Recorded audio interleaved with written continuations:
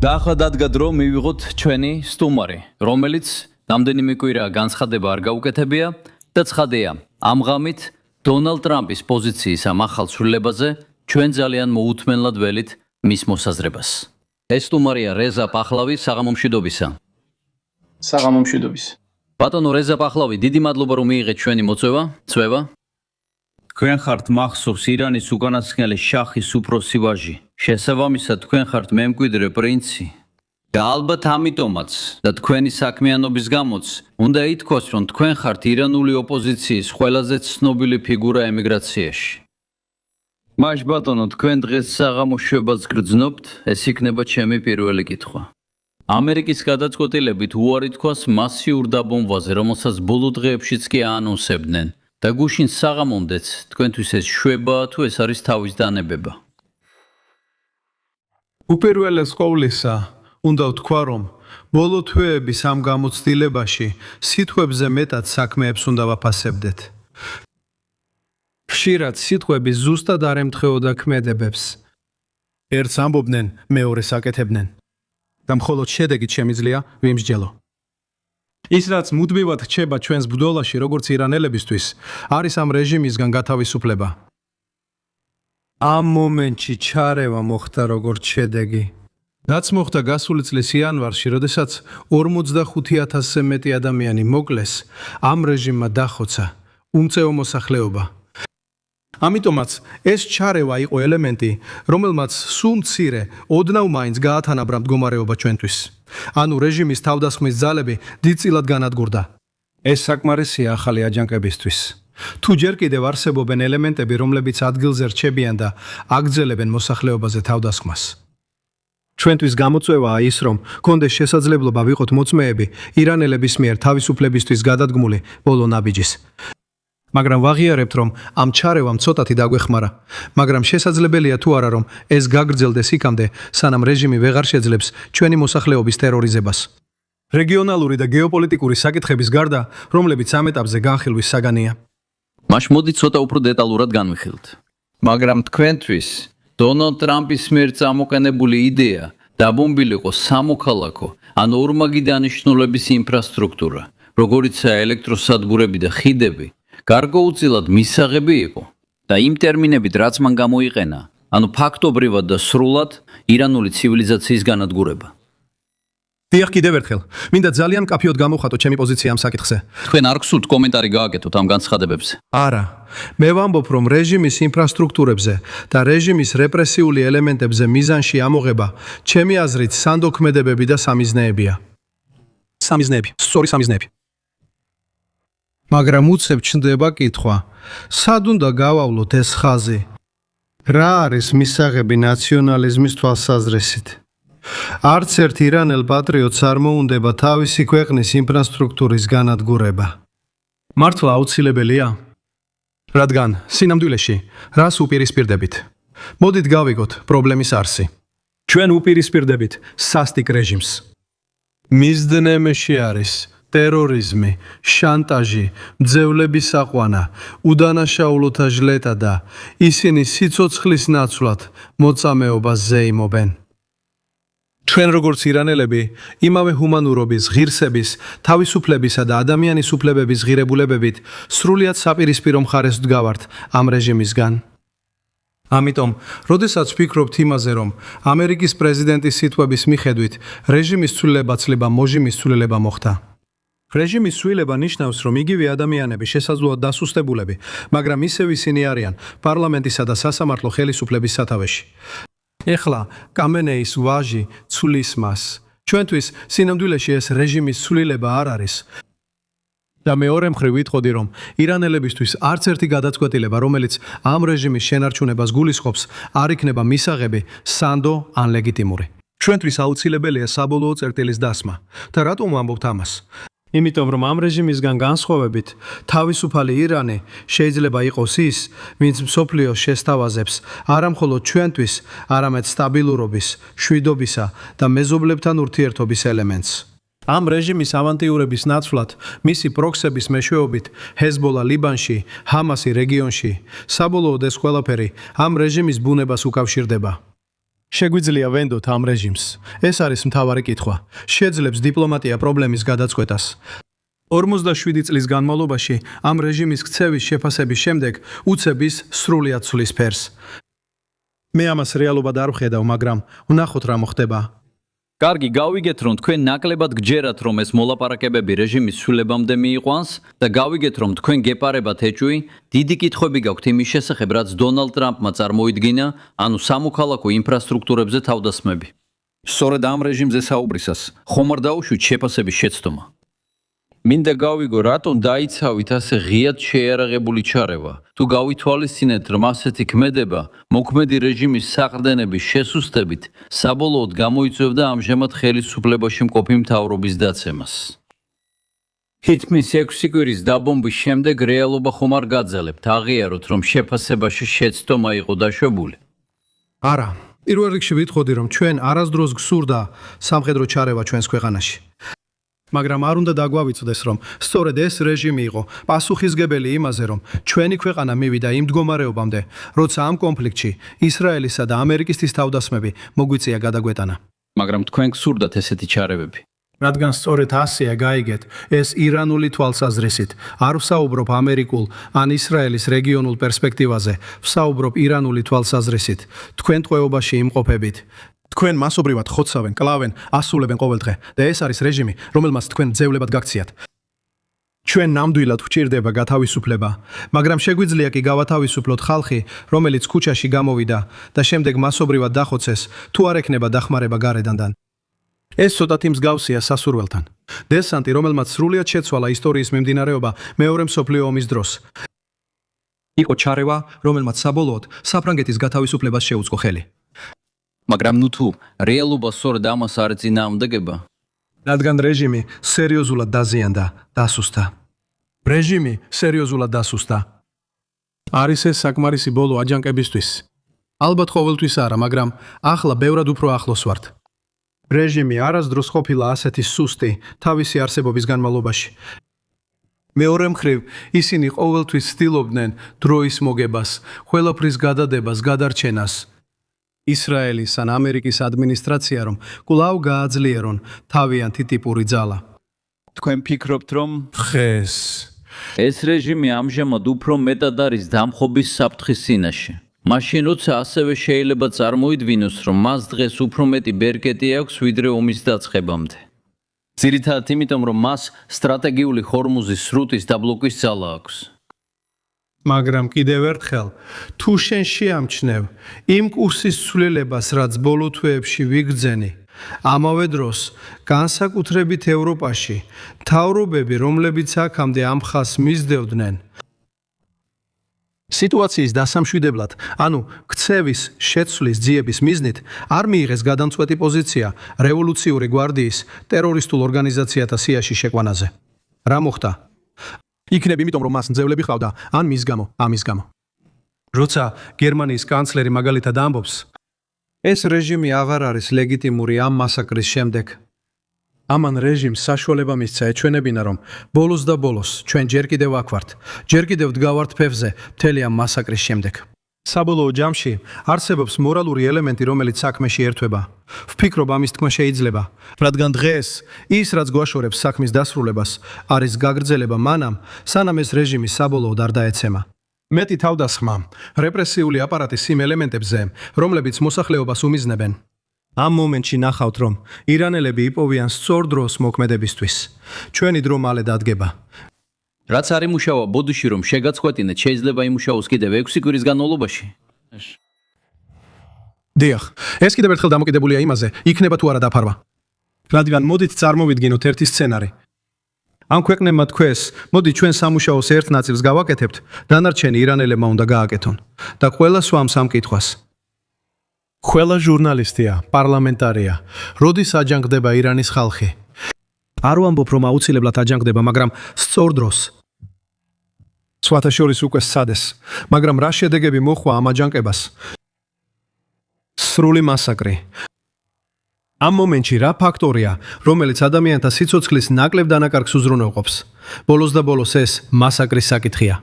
ვერ მოვითხოვთ, რომ ხალხი ყოველდღე ქუჩაში იყოს და აგენტების მიერ დახვრეტილნი გახდნენ. ამ მომენტში ჩვენ გვჭირდება დაფარვა. შესაძლებელია ამის გაკეთება ისეთი ტექნოლოგიებით, როგორიცაა დრონები და განსაკუთრებით ინფორმაციის ხელმისაწვდომობით.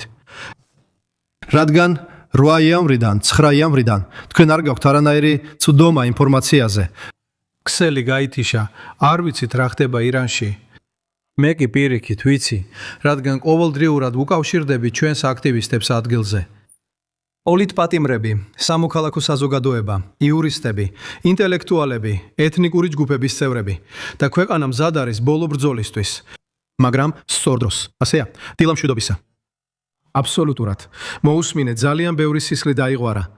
არ ფიქრობ, რომ ორ დღეში 50,000 ადამიანი დავკარგეთ მხოლოდ იმისთვის, რომ ამერიკულ ბირთვულ შეთანხმებას მივახციოთ. ჩვენთვის ეს საკითხია, რომ დავასრულოთ ეს ყველაფერი. ვიმედოვნებთ, რომ თავისუფალი მსოფლიო გაიგებს, რომ ერთადერთი გამოსავალი ჩვენთვის, სხვათა შორის ჩვენი რეგიონული მეზობლებისთვის და მთელი მსოფლიოსთვის არის ის, რომ ეს რეჟიმი აღარ იყოს ხელისუფლებაში. მა შესნიშნავს მიზანმიმართული დაბომბვების გაგრძელებას თუ სწორად გავიგეთ. მიზანმიმართული დაბომბვები, ისე რომ არ დაზიანდეს სამოქალაქო ინფრასტრუქტურა, რადგან ეს საჭირო არ არის. ეს არის ლოგიკა და სწორედ აქ ჩნდება პრობლემა იმ ლოგიკასთან, რომ ყველას უნდა დაესხა თავს. ქვეყნებს არ აქვთ უფლება, რომ რეჟიმს შეუტიონ. სწორედ ამიტომ სთხოვეს ირანელებმა ამ ჩარევას. სამიზნე არ არის ქვეყანა, არამედ რეჟიმი. დავაზუსტოთ. რეჟიმზე შეტევა არ ნიშნავს ქვეყნის შეტევას. სწორედ აქ ვხედავთ განსხვავებას. ბოლო კითხვა, სხვა ფორმით დავსვამ კითხვას. შემდეგ თითოეულ თქვენგანს მოგცემ საშუალებას დასვათ კითხვა. 5 კვირისა და ნახევარი დაბომბვების შემდეგ არ არის დრო, რომ ხელი გაუწოდოთ რეჟიმის იმ წევრებს ან ყოფილ წევრებს, რომლებიც ნაკლებად რადიკალურად ითვლებიან. ვაღიარებ, რომ ისინი სისტემაში მონაწილეობდნენ. მაგრამ ჯავად ზარიფი მაგალითად, რომელიც დასავლელებთან ამ ბირთვულ საკითხზე დიდი ხნის განმავლობაში აწარმოებდა მოლაპარაკებებს, ან კიდევ ყოფილი პრეზიდენტი რუხანი, რომელმაც ცოტა ხნის წინ დასავლელებთან ახალი მოლაპარაკებებისათვის ხელის გაწოდებისკენ მოუწოდა. ამბობდა, რომ რეჟიმი სრულ განადგურებამდე მივიდოდა თუ სრულმასშტაბიან ომს გააგრძელებდა. შიდა გადაწყვეტა ნამდვილად არ შეიძლება სიცოცხლის უნარიანი გახდეს. მაგრამ ისინი ასევე მონაწილეობდნენ მასაკში. ეს დასაწყისი არ არის. პირველი სტუდენტური მოძრაობა კატამის დროს, რომელიც ითვლებოდა ყველაზე ზომიერ ელემენტად, საჭიროა საუბარი ზომიერებთან, ელემენტებთან, რომლებიც უფრო სანდოა. მაშინაც კი საბჭოთა კავშირის დროს ამბობდნენ, რომ ანდროპოვი ბევრად უფრო ზომიერი იყო, ვიდრე მაგალითად ჩერნენკო. გორბაჩოვმა დაუშვა საბჭოთა კავშირის საბოლოო დაშლა. არა, მაგრამ რაც მინდა ვთქვა ისაა, რომ იმის ფიქრი თითქოს შეგვიძლია ვთქვათ, რომ სისტემაში ზოგიერთი ელემენტი სხვებზე ნაკლებად ცუდია, ეს არ ცვლის რეჟიმის ბუნებას. ეს არის რეჟიმი, რომელმაც თავიდანვე შემოიტანა ელემენტი, რომელიც იყო ანტაგონიზმი ქალების, რელიგიური უმცირესობების მიმართ. მოკლედ ეს იყო იდეოლოგიის თავსმოხვევის დასაწყისი. გარდა ამისა, იმ იდეით, რომ ეს იდეოლოგია ექსპორტირებულიყო ქვეყნის ხარჯზე, რომელიც პირველ რიგში მძევლად იქცა, არა, ეს ირანი არ არის, ეს არის რეჟიმი. ეს ადამიანები წარმოადგენდნენ რეჟიმს ირანელების წინაშე. სტუდენტები ფანჯრიდან გადმოაგდეს კამპუსში, როცა მათ კითხეს, რატომ არ შესრულდა პრეზიდენტ კატამის დაპირებები, ეს იყო დასაწყისი. მწვანე მოძრაობა, ქალი, სიცოცხლე, თავისუფლება და ბოლო დროის პროტესტები. ირანელები დაბრუნდნენ და ისინი რეპრესიებს დაუქვემდებარეს იმ ადამიანებმა, ვინც დღეს თავს ზომიერებად აცხადებენ. არა, მათ ხელებზე სისხლია. ამიტომაც ვამბობ, ირანისა და მისი ხალხისთვის მთავარი სრული თავისუფლებაა. ამ ადამიანებიდან ვერც ერთი ვერ იქნება გამოსავლის ნაწილი. ისინი ყველანი ელემენტებია. შენთვის სუდად ჩანს. მას ნდობა არა მე, არამედ მთელმა ერმა დაკარგა. შენი კითხვები, ფრანსუა. დიახ, ჩემი კითხვა ეხება იმას, რა მოხდებოდა შემდეგ.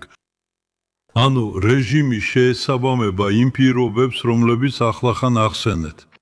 მოლები, ზომიერები, არაზომიერები, რადიკალები, ყველა განიდევნება. მოლების შემდეგ გარდამავალი რეჟიმი ყალიბდება, სადაც საჭიროების შემთხვევაში შესაძლოა გარკვეული როლი შეასრულოთ. ამ გარდამავალ რეჟიმს უნდა ჰქონდეს საგარეო და უსაფრთხოების პოლიტიკა. საქმე ისაა, რომ გუშინ მოლების ირანმა წარმოადგინა 10 პუნქტიანი გეგმა. ტრამპმა ეს მიიჩნია სიცოცხლის უნარიან საფუძვლად შეერთებულ შტატებთან მოლაპარაკებებისთვის, იმ პირობით, რომ ირანში რეჟიმის ცვლილება უკვე მომხდარი იქნებოდა. მე მის სიტყვებს ვიყენებ, არა ჩემსას. ეს 10 პუნქტიანი გეგმა თქვენთვის მისაღები იქნებოდა როგორც საგარეო პოლიტიკის საფუძველი ჰორმუზის სრუტეზე, სპარსეთის ყურის უსაფრთხოების რეჟიმზე, ამერიკელების გარეშე და ასე შემდეგ. ან თქვენ უარყოფთ ამ 10 პუნქტს, მათ შორის სანქციების მოხსნასა და აქტივების გამბლოკვას. რა არის თქვენი რეაქცია ამაზე? პირველ რიგში სეკულარული დემოკრატია ირანში და ჩვენი პოლიტიკის საფუძველი, როგორც შიდა, ასევე საგარეო, დამოკიდებული იქნება მომავალში არჩეული მთავრობების პოლიტიკაზე. მაგრამ ზოგადად რა არის ჩვენი ქვეყნის ეროვნული ინტერესი? უპირველეს ყოვლისა ეს არის მეგობრული ურთიერთობების შენარჩუნება ჩვენს მეზობლებთან და რეგიონის სტაბილიზაცია. ამის გარეშე ჩვენ ნამდვილად ვერ შევძლებთ პროგრესის გზაზე დაბრუნებას, მოსახლეობის კეთილდღეობის უზრუნველყოფას, ეკონომიკური შესაძლებლობების შექმნას და ჩვენი ქვეყნის აღდგენას. ამის ნაცვლად რომ მივცეთ საშუალება დიქტატურას, ამჯერად სამხედრო, ფაშისტურ და ამავე დროს კორუმპირებულ მაფიოზურ რეჟიმს წლების განმავლობაში გადაწყვიტოს ყველაფერი. არ მჯერა რომ რევოლუციური გვარდია აჩვენებს უკეთეს პოლიტიკურ ნებას დასავლეთის მიმართ. იმ დასავლეთის, რომელსაც ისინი ყოველთვის ემუქრებოდნენ. არ დაგავიწყდეთ, რომ ამ რეჟიმის საფუძველი იყო ისლამო-მარქსისტული იდეოლოგია, რომელმაც ეს რეჟიმი ხელისუფლებაში მოიყვანა, რომელიც თავისთავად ანტიდასავლური და ანტიიმპერიალისტურია და ბაზრის ეკონომიკის წინააღმდეგ.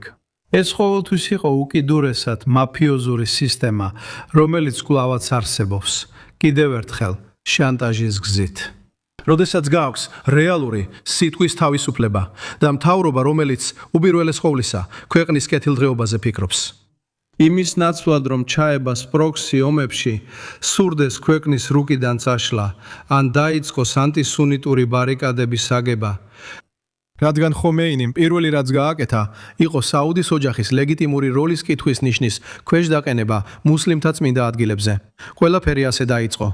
ამიტომ ვამბობ, ირანის საგარეო პოლიტიკა უპირველეს ყოვლისა დაეფუძნებოდა ჩვენი ქვეყნის რეალურ ეროვნულ ინტერესებს, მაგრამ მიზნად დაისახავდა თანამშრომლობას და ჯანსაღი ურთიერთობების შენარჩუნებას თავისუფალ სამყაროსთან, ყველაფერზე მაღლა.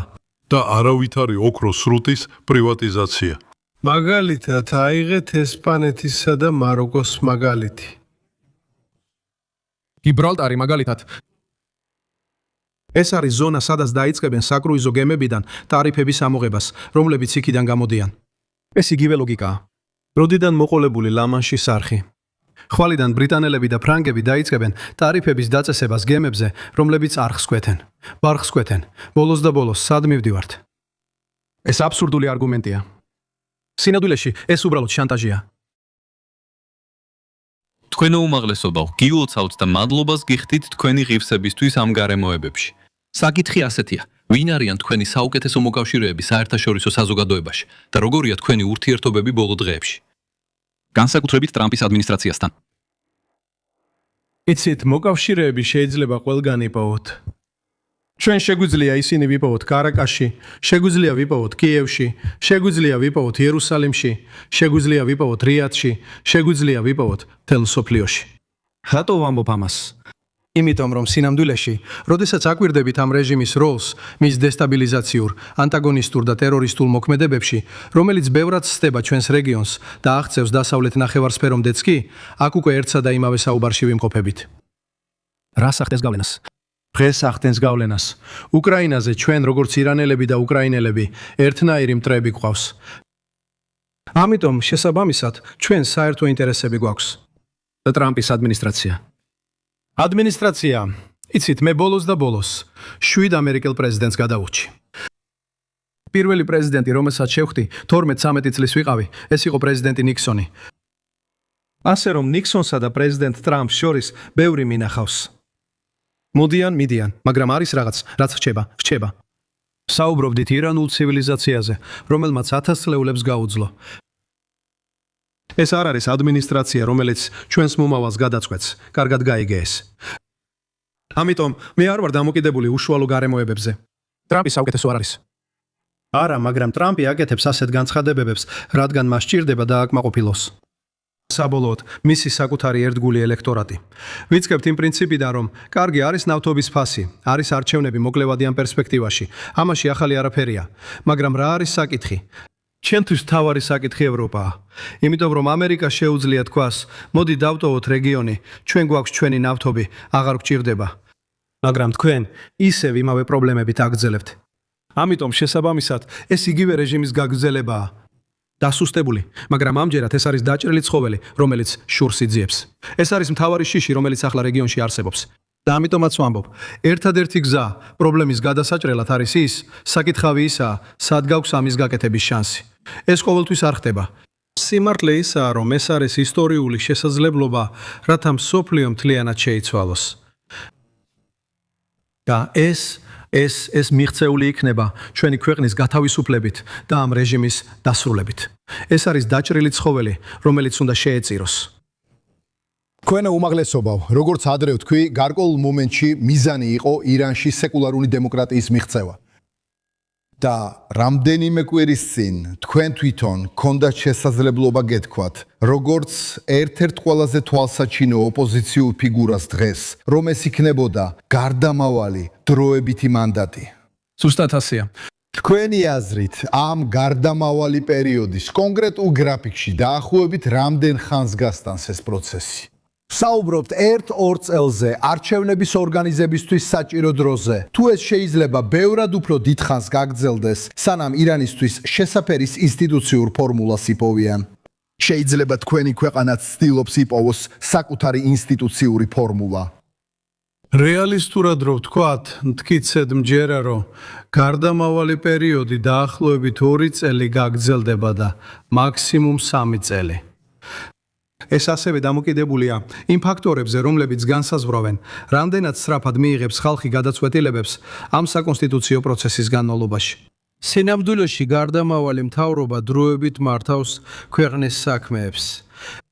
ამიტომ ყოველთვის ვფიქრობდი, რომ სტაბილური გარდამავალი პერიოდის საუკეთესო გზა არის გამოსავალში, რაც შეიძლება ბევრი ისეთი ელემენტის ჩართვა, რომლებიც არ არიან დაკავშირებული. ამ რეჟიმის უარყოფით ასპექტებთან, რომლებსაც ხელები არ აქვთ სისხლში გასვრილი. ეს მოიცავს ამჟამინდელი ბიუროკრატიის უმეტესობას. ეს შეიძლება მოიცავდეს შეიარაღებული ძალების დიდ ნაწილს, როგორც არმიას, ასევე შესაძლოა ბასიჯის ელემენტებსაც. ან იმ ხალხს, რომლებიც პირდაპირ დამლაშავეები არ არიან, რადგან აქ სამართლიანობის საკითხია დასაყენებელი. ეს ვიხილეთ სამხრეთ აფრიკაში სიმართლისა და ერიგების პროცესის ბოლოს. საბოლოოდ ჩვენ უყურეთ ნიურნბერგის პროცესებს. კარგი, არსებობს მთელი სამართლებრივი სისტემა, რომელიც გარდამავალი მართლმსაჯულების საკითხებს ეხება. როგორ ვაკეთებთ ამას?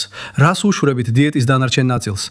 საბოლოოდ ქვეყანას სჭირდება იყოს ასეთი და მე მაქვს ძალიან ზუსტი გეგმა ამაზე. პირველი 100 დღის განმავლობაში, რომელიც ახსნილია პროექტში სახელად IPP, რკინის კეთილდღეობის პროექტი. მაგრამ ეს ყველაფერი იმისთვისაა, რომ საბოლოოდ მივიდეთ იმ წერტილამდე, რომ დამფუძნებელი კრება, რომელიც რეალურად წარმოდგენილია ხალხის მიერ არჩეული პიროვნებებით, იქნება ის, ვინც ამ საკითხზე მიიღებს გადაწყვეტილებას. კონსტიტუცია, რეჟიმის მომავალი ფორმა, ეს ყველაფერი საბოლოოდ დამტკიცდება რეფერენდუმით. ამ დროს ტარდება პირველი პარლამენტისა და პირველი მთავრობის არჩევნები. ამ ახალი დემოკრატიისთვის, იქნება ეს რესპუბლიკა თუ საპარლამენტო მონარქია, ეს ხალხის გადაწყვეტილებაა. ამ მანდატის დასრულების შემდეგ მთავრდება გარდამავალი მთავრობა, რომელიც ძალაუფლებას გადასცემს პარლამენტარებსა და პირველ არჩეულ მთავრობას. ასე სრულდება ეს ციკლი. პირადად მე ვფიქრობ, რომ ეს ყველაფერი შეიძლება 2 წელიწადში მოხდეს. ნამდვილი კითხვა ისაა, შეძლებენ თუ არა დარჩენილი ელემენტები, რომლებიც შეეცდებიან ამ პროცესის საბოტაჟს, ცოტათი შეაფერხონ საქმე. ყველაფერი ამაზეა დამოკიდებული. ბოლოს მე მოვისმინე თქვენი რამდენიმე კრიტიკა კონკრეტულად ევროპელების მისამართით და მათი მუდმივი ყოყმანის შესახებ. ეს ფრანგულ ევროპული პოზიცია, რომ მხოლოდ თავდაცვითი იყოს და არ მოახდინოს საკმარისი ზეწოლა რეჟიმზე. თქვენ ამას გარკვეულწილად აღიქვამთ, როგორც იმუნიტეტის ერთგვარ სიგნალს, რომელიც რეჟიმს ეგზავნება. და როცა ამბობთ, რომ რეჟიმი განწირულია დასაცემად, მაგრამ ხედავთ, რომ ის არ ეცემა, ფიქრობთ, რომ ჩვენც გვაქვს ჩვენი პასუხისმგებლობა. იმიტომ რომ ამაში საკმარისად აქტიურები არ ვიყავით ამერიკელების გვერდით. რეალურად გულწრფელად უნდა ვთქვა, რომ ამ დათმობის პოლიტიკამ ზუსტად იმ წერტილამდე მიგვიყვანა, სადაც ახლა არსებული ვითარების წინაშე ვდგავართ. ეს ავტომატურად არ მომხდარა. ბევრჯერ გადააგდეს სამაშველო რგოლი სულ უფრო არალეგიტიმურ რეჟიმს.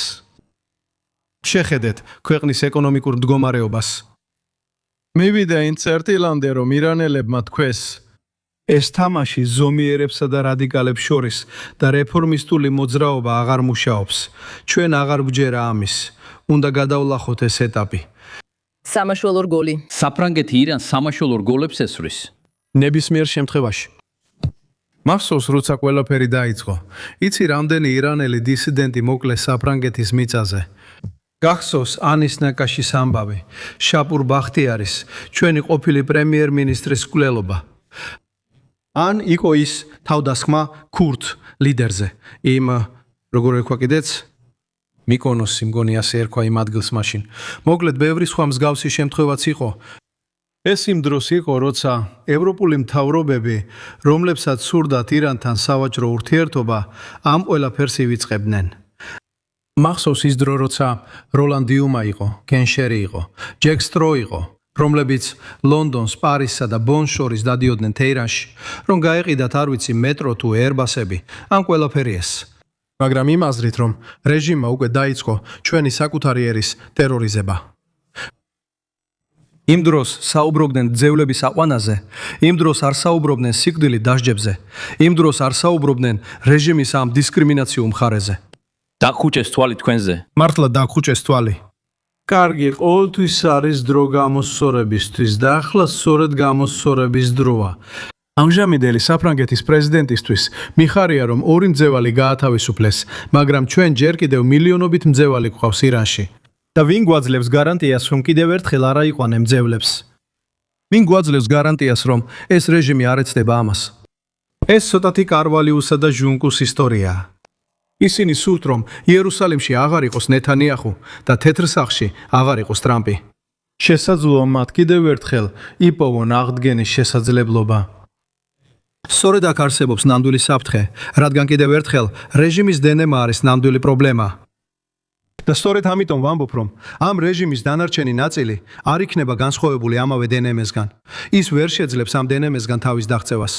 რადგან თუ ისინი გააგრძელებენ, თქვათ, თუ შეძლებენ მიიღონ ის პირობები, რომლებიც თითქოს და მოთხოვნილია ამ მოლაპარაკებებში, ეს ნიშნავს რეჟიმის დასასრულს, ისეთი როგორიც არიან. მათ აღარ შეუძლიათ გააგრძელონ ის, რასაც აქამდე აკეთებდნენ. გონიათ, ისინი მართლა მზად არიან ამისთვის. მზად არიან საბოლოოდ სრულად დანებებისთვის. მე ამას ვერ ვხედავ. გულწრფელად რომ ვთქვა, არც ერთ რეგიონში ამას ვერ ვხედავ. ვფიქრობ, ეს არის მცდელობა, რომ დრო მოიგონ და შეიძლება მეორე მხარეს ამერიკელებიც ცდილობენ ცოტა დრო მოიგონ. მე ასე არ ვკითხულობ ამ ნიშნებს. ვიმეორებ, ეს თამაშის დასასრული არ არის. ეს მატჩი ჯერ კიდევ მიმდინარეობს. საბოლოო სასტვენი ჯერ არ ყოფილა. მადლობთ, დიდი მადლობა რეზა ფეღლავის, რომ უპასუხეთ ჩვენს კითხვებს ამ საღამოს და ეს გააკეთეთ საკმაოდ პირდაპირად და გულახდილად. უკვე პირდაპირ ეთერში ვართ? პირდაპირ ეთერში ვართ, რა თქმა უნდა.